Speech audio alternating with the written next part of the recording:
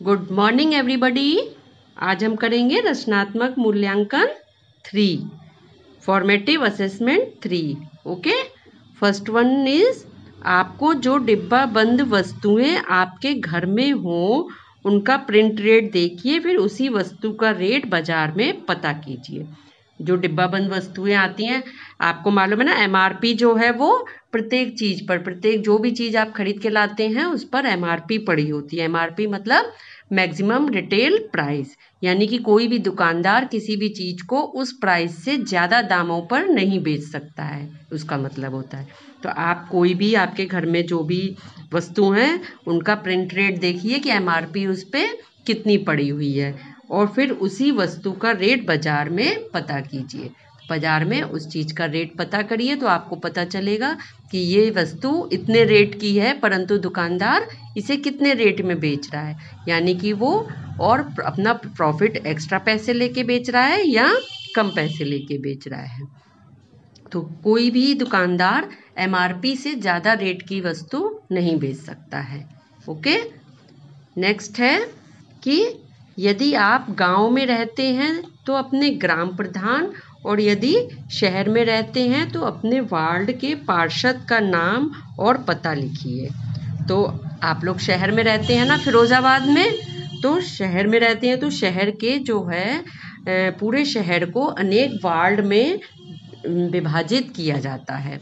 जब नगर निगम के चुनाव होते हैं तो नगर निगम के चुनाव में पूरे शहर को अनेक वार्ड में विभाजित कर दिया, जैसे पूरा देश अनेक राज्यों में विभाजित है, उसी तरीके से प्रत्येक राज्य के चीफ मिनिस्टर चुने जाते हैं। ऐसे ही जब नगर निगम के चुनाव होते हैं तो उसमें पूरे शहर को अनेक वार्ड में, अलग अलग मोहल्लों के अलग अलग वार्ड बना दिए जाते हैं। प्रत्येक वार्ड से उम्मीदवार खड़े होते हैं और जो जीतता है वह उस जिले का, उस मोहल्ले का कौन बनता है? पार्षद बनता है। क्या कहते हैं उसको? पार्षद कहते हैं। तो आपको इसमें ये पता करना है कि आपके मोहल्ले, कॉलोनी, जहाँ पर भी आप रहते हैं वहाँ के वार्ड का पार्षद कौन है, तो उनका नाम पता करके लिखिए और उनका एड्रेस भी लिखना है आपको। जैसे कि आपका स्कूल दुली मोहल्ले में है तो यहाँ के जो पार्षद है वो कौन है? श्री प्रमोद राजौरिया जी। यहाँ के जो पार्षद है वो है श्री प्रमोद राजौरिया जी, और इनका एड्रेस क्या है, कहाँ रहते हैं? नीम चौराहा, फिरोजाबाद।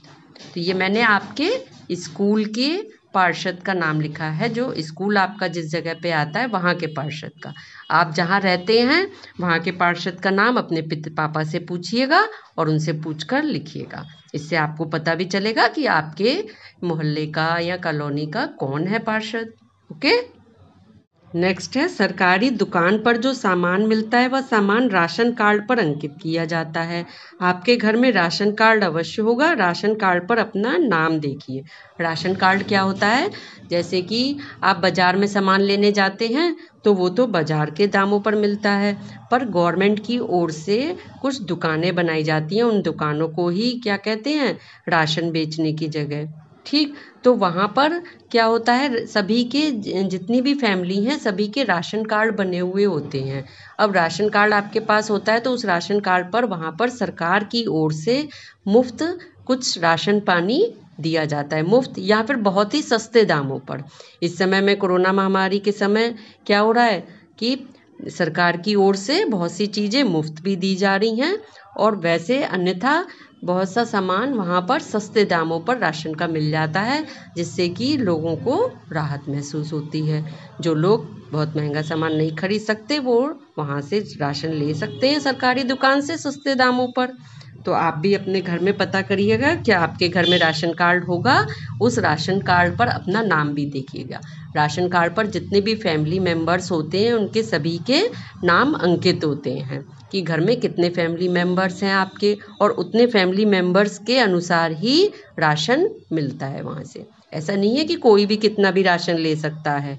आपके जितने फैमिली मेम्बर्स होंगे उनके हिसाब से पर्टिकुलर एक जने के लिए जितना राशन वहाँ से मिलना होगा उतना आपको मिलेगा, और वो सस्ते दाम, बहुत ही सस्ते दामों पर मिल जाता है।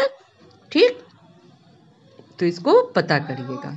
नेक्स्ट है, आप अपने गांव या शहर के अतिरिक्त कहाँ कहाँ घूमे हैं? 4 स्थानों के नाम बताइए। आप अपने जैसे शहर के अलावा और बाहर कहाँ कहाँ पर घूमने गए हैं, जो जगह आपको अच्छी लगी हैं, याद हैं, उनमें से कोई सी भी 4 जगहों के नाम लिखने हैं। जैसे मैंने लिखा दिल्ली, उत्तराखंड, उत्तराखंड मुझे बहुत पसंद है, राजस्थान, राजस्थान भी बहुत अच्छी जगह है घूमने की, महाराष्ट्र, महाराष्ट्र भी बहुत अच्छी, शिरडी के और शनिदेव के वहाँ के नासिक जगह बहुत अच्छी है महाराष्ट्र की। ठीक, तो ऐसे आप भी जहाँ जहाँ घूमे हैं वहाँ के आप 4 जगहों के नाम लिखिए। ओके। नेक्स्ट क्वेश्चन है कि जिस स्थान पर आप रहते हैं वहाँ की जलवायु पर एक रिपोर्ट लिखिए। यानी कि जैसे आप फिरोजाबाद रहते हैं तो फिरोजाबाद की जलवायु कैसी है, कब गर्म रहती है, सर्दी रहती है, इसके बारे में आपको जलवायु के बारे में एक रिपोर्ट लिखनी है। जैसे हम फिरोजाबाद में रहते हैं जो कि उत्तर प्रदेश राज्य में आता है। किस में आता है? उत्तर प्रदेश राज्य में। और यह एक जिला है, वह यहाँ का मुख्य व्यवसाय चूड़ी उद्योग है।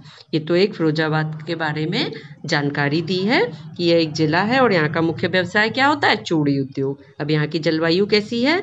तो यहाँ की जलवायु गर्मियों में अत्यधिक गर्म व सर्दियों में अत्यधिक ठंडी रहती है।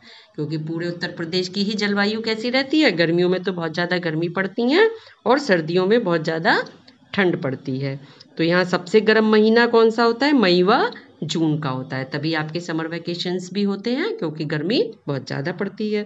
तो सबसे गर्म महीना मई व जून है और सबसे कम औसत निम्न तापमान वाला महीना जनवरी है। यानी कि जब सबसे निम्न तापमान रहता है, सबसे कम तापमान, तो वो कौन सा होता है? महीना जनवरी का। यह सबसे ठंडा महीना होता है। तो सबसे गर्म मई व जून और सबसे ठंडा महीना दिसंबर और जनवरी का होता है, खास तौर से जनवरी। जुलाई अगस्त के महीने में मौसम में नमी रहती है। जब जुलाई अगस्त का महीना होता है तब क्या रहता है? मौसम में नमी रहती है और वर्षा होती है।